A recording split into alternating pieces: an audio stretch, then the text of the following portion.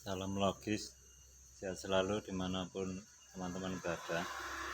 Ini saya mau mempraktekkan peralatan-peralatan sugesti karena kebanyakan rekan-rekan sumber itu bingung menjawab pada pelanggan. Karena kebanyakan pelanggan itu rata-rata di desa-desa itu mau ngebor itu tidak mantap kalau tidak pakai alat deteksi. Padahal ujung-ujungnya kan yang penting keluar air bagus sesuai dengan permintaannya atau harapan. Ini sebelum pada antena, kami awali dengan yang biasa dipakai kelapa. Itu sugesti karena gini, tetap dipegang beda orang itu beda reaksi. Faktornya apa ya, itu karena gini, setiap orang berjalan, bila pemegang itu mantap di suatu tempat, dia ada ketegangan emosi atau keinginan, keraguan atau berbagai macam, itu ada ketegangan-ketegangan tertentu, refleksnya di sini. Jadi otot itu menegang. Di waktu slow dia tidak mengharap atau tidak yakin daerah tersebut ada air, dia slow, santai. Di waktu dia menginginkan tempat tersebut, dia menjadi tegang. Jadi ada pergerakan seperti ini. Kalau tidak percaya, nanti kalau ada yang praktek silahkan lihat dari samping, pasti ada perubahan pergerakan jari. Ya, dari gini bergerak, gini bergerak. Bergeraknya bukan karena kelapanya bergerak, karena diawali dia bergerak dulu baru kelapa bergerak. Beda dengan kelapanya bergerak, dia menyeimbangkan, itu beda.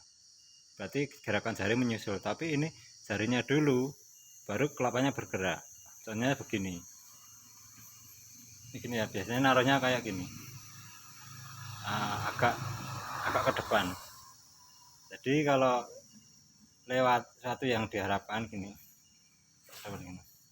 satu yang diharapkan, dia jadi gerak gini.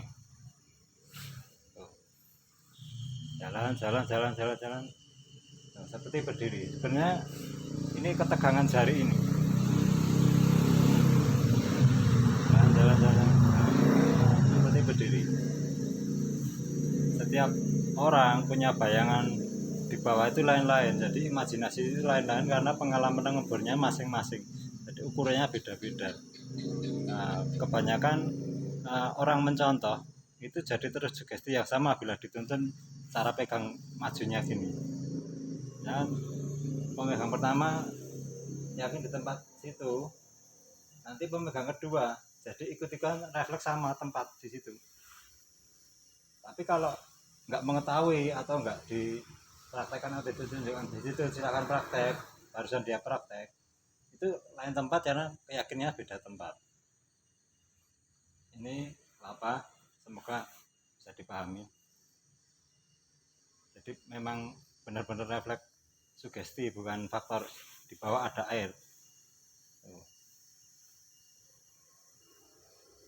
Ya, contoh ini, misalkan saya yakin di kotak itu jadi gerak. Ini hanya sebuah refleks. Yang kedua, kayu-kayu mistis, biasanya kayu tertentu atau batang tertentu itu diyakini ada kodam atau mungkin kekuatan mistisnya. Ini saya lepas ini. Ya, kayak gini berbagai macam itu biasanya pendalu-pendalu kita cara untuk apa, jalan tengah daripada misalkan si yang punya rumah mengendaki di sini padahal tempatnya nggak enak untuk kerja, atau memang dalam keyakinan dia tidak ada air, yakinnya di sana, itu dia kan sistemnya gini. Jadi bagaimana caranya ada drama supaya di sana, tapi ada juga yang meyakini kalau di sini itu eh, memang tidak ada dengan peralatan-peralatan yang diyakini dengan sugesti ini. Nah ini kalau refleksnya ini misalnya bambu ini, kalau beban di depan itu sangat banyak, depan dan belakang nggak seimbang, itu menjadi saluran refleks sugesti. Contoh gini, kalau model kayak gini biasanya yang sekarang kebanyakan antena radio atau TV itu biasanya kan agak nunduk gini, nggak sedatar seperti yang sudah dimodif-modif glamour itu, agak nunduk gini. Tapi waktu menaikkan beban horizontalnya sebenarnya di sini tuh, ini waktu semakin naik kan melebihi horizontalnya, dia kan punya pilihan ke kanan atau ke kiri.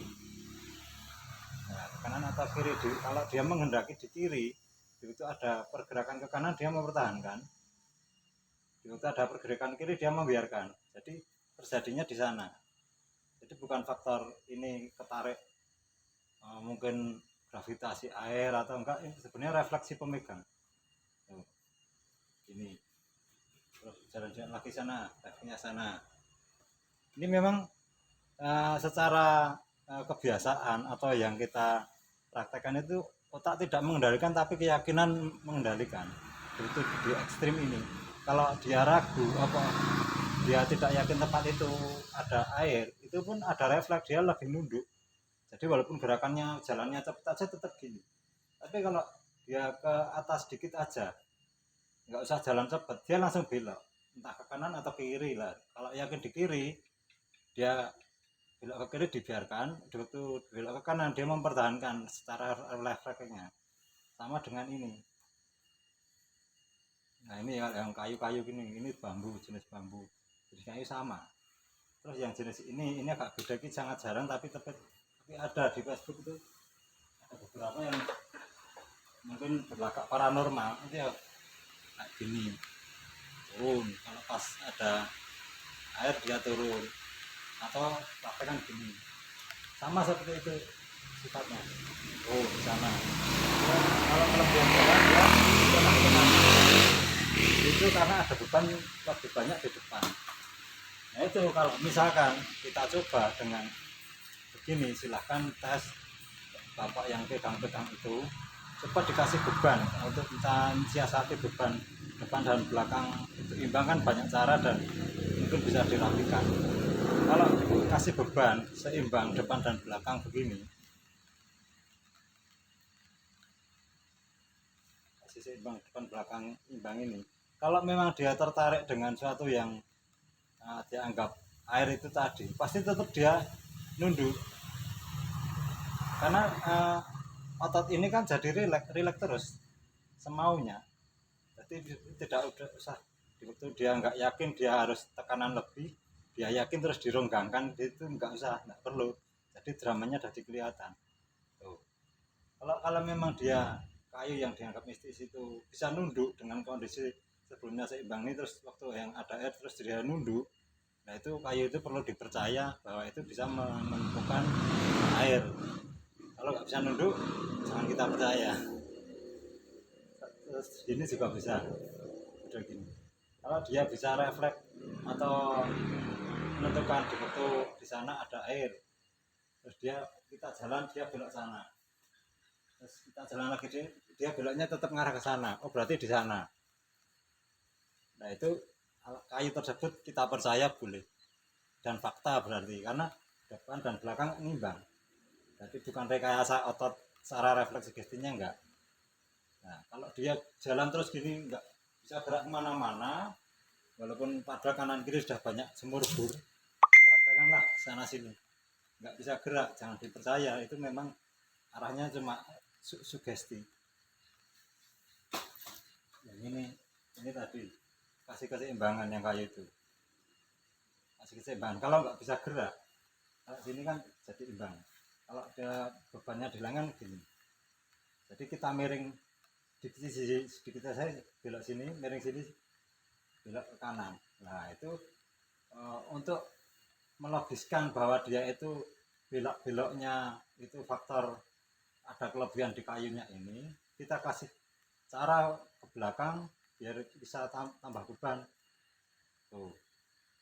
Kalau depan dan belakang imbang, dia tetap bereaksi, berarti ini perlu dipercaya atau wajib dipercaya bagi tukang sumur, berarti dia betul-betul membantu. Nah, kalau dibuat jalan tetap nggak bisa, padahal gini-gini kan nggak miring ke sana sini, enggak, walaupun ini miring sana dia tetap di depan, miring sini dia tetap di depan. Tapi kalau nggak ada ini dikit aja belok sana, ini dikit belok sana, berarti refleks sugesti si pemegang.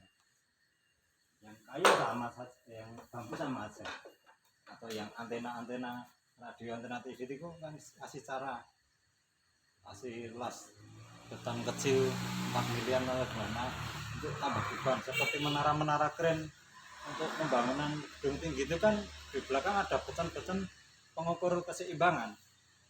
Kalau kita tarik lebih besar, betonnya kan ditambah, geser ke belakang dikit, tambah lagi pasti 2 atau 3 bahkan 5, geser untuk keseimbangan di depan. Seperti ini. Nah, kalau kita sudah kondisi seimbang ini kan kanan kiri kan sulit bengkok, sulit belok sana sini sulit karena seimbang. Nah itu kalau kita jalan, dia mau belok ke sana, terus mau belok ke sana, sekarang yakinnya di Jerigen itu kita jalan ke sana mengarah ke Jerigen, kita mundur ke mengarah ke Jerigen. Alat ini wajib kita percaya bahwa bambu-bambu tersebut memang layak untuk jadi panduan para pengebul. Yang ketiga ini jenis antena-antena yang model bangor kan kebanyakan bisa ditarik maju mundur, ya bisa muter-muter berapa total putaran. Itu sebenarnya juga sama seperti itu. Kalau dia dimiringin ke belakang ini masih nunduk ke bawah sini, berarti dia refleksi sugesti, bukan fakta dia mencari sumber. Karena dia misalkan seperti kalau tadi itu ada Jerigen, sumbernya di sana, kita jalan kan arah ke sana, kita mundur ke arah ke sana. Itu putaran itu nggak usah dibahas, putaran berapa itu tidak logis. Nah, kita kasih beban di belakang, itu kan tidak perlu panjang. Kasih bahan yang mungkin Anda percaya tidak mempengaruhi antena, entah itu dari apa yang mungkin katanya antena pokoknya sulit nyarinya. Itu kalau dimiringkan gini tidak harus sama persis lah, itu tidak turun seperti tadi.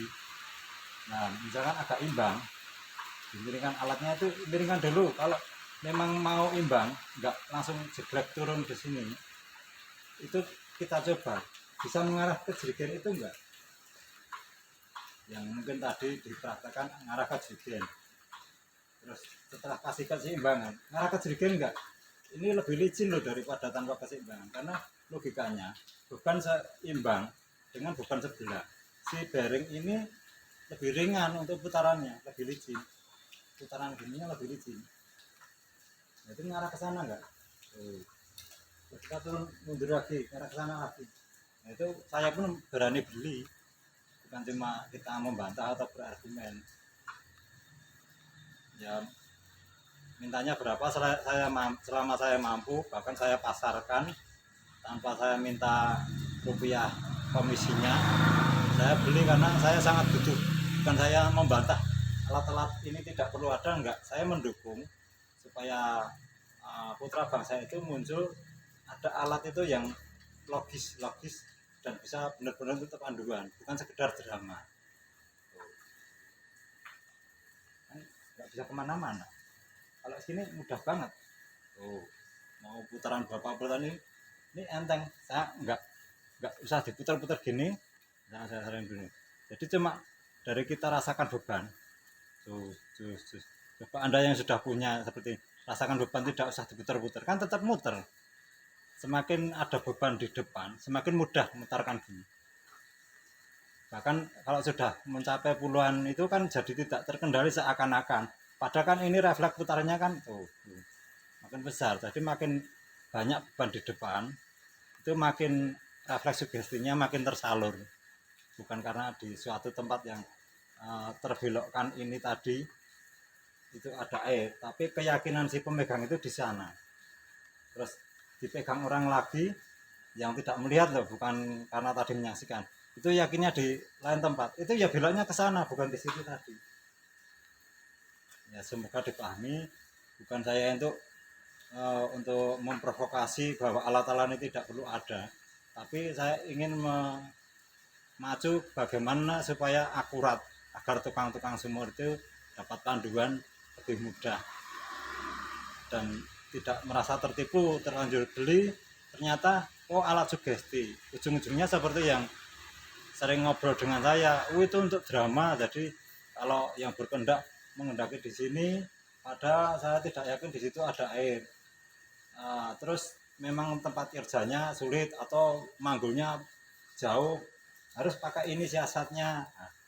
Nah itu kalau memang alat ini benar-benar sudah ketemu yang logis, kanan depan dan belakang seimbang, bisa belok seperti yang diharapkan, saya mau beli selama saya mampu. Minimal satu alat unit ini saya tukar seperti yang ini, saya berani. Itu syaratnya depan dan belakang seimbang, bisa belok, tidak perlu dipraktekkan beberapa orang lah, bisa belok di suatu tempat yang sama, tidak usah tempat yang luas, bisa belok seperti ini tadi. Jangan contoh ruangan 10 meter persegi lah, oh yakinnya di situ, apa ini mengarahnya di situ, kita pindah kemana tempat yang ngarahnya situ. Nah alat ini saya mau beli senilai peralatan saya misalkan ditukar juga nggak apa-apa, jadi tidak perlu dirupiahkan. Nilainya berapa Anda bisa menebak, kalau cuma alat odong-odong kayak gini mungkin bagi Anda tidak banyak, tapi bagi saya lumayan banyak. Pipa 200 berapa, 220 meter kode rumah kita, 230 meter pipanya, matabur komplit dari 10 cm hingga 30 cm ada di rumah. Nanti bisa ditukar, mari berlomba. Anda yang peminat seperti kayak ini, peminat ingin menciptakan, ingin membantu para pengebor, kebanyakan mereka bukan pengebor yang bikin-bikin kayak ini, malah itu ya bantulah kami para pengebor biar dapat peralatan yang canggih, akurat, tidak arah sugesti seperti ini. Nanti mungkin pembeli pertamanya saya. Salam logis. Terima kasih.